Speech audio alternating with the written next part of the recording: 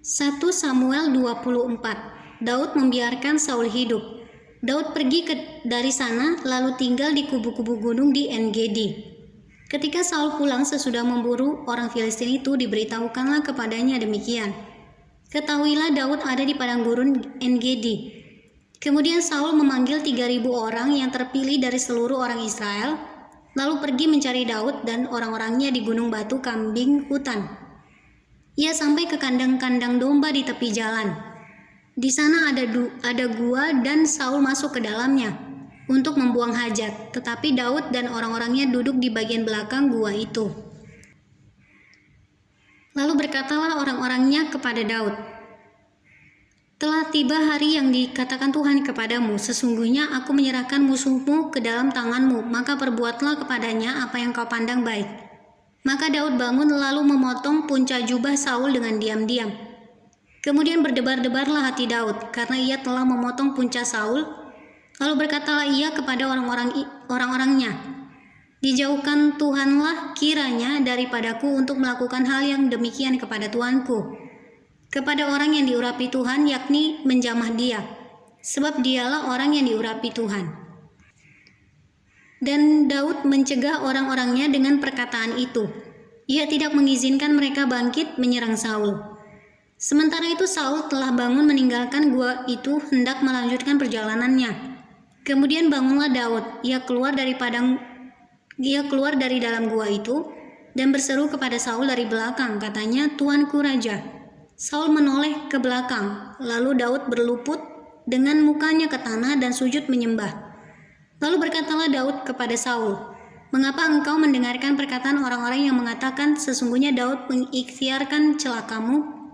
Ketahuilah pada hari ini matamu sendiri melihat bahwa Tuhan sekarang menyerahkan engkau ke dalam tanganku dalam gua itu. Ada orang yang telah menyuruh aku membunuh engkau, tetapi aku merasa sayang kepadamu karena pikirku, aku tidak akan menjamah tuanku itu, sebab dialah orang yang diurapi Tuhan.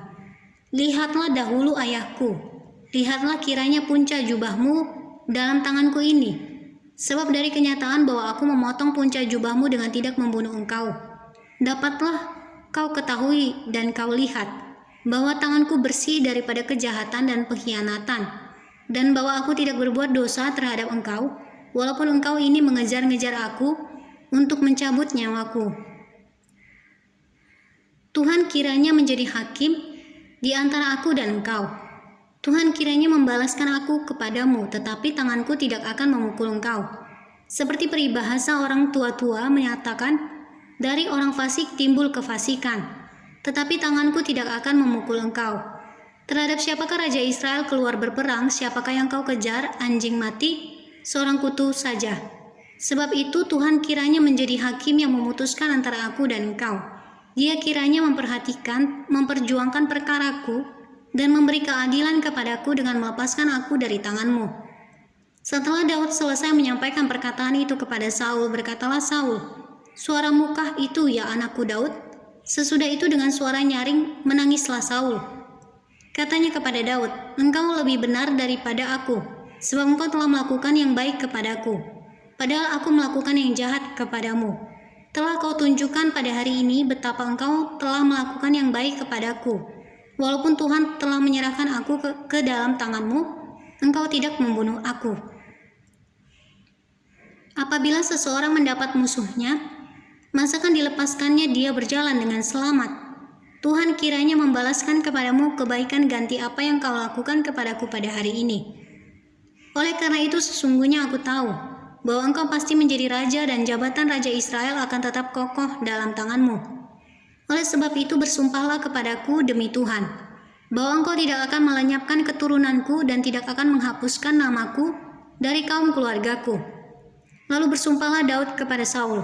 Kemudian pulanglah Saul ke rumahnya, sedang Daud dan orang-orangnya pergi ke kubu gunung.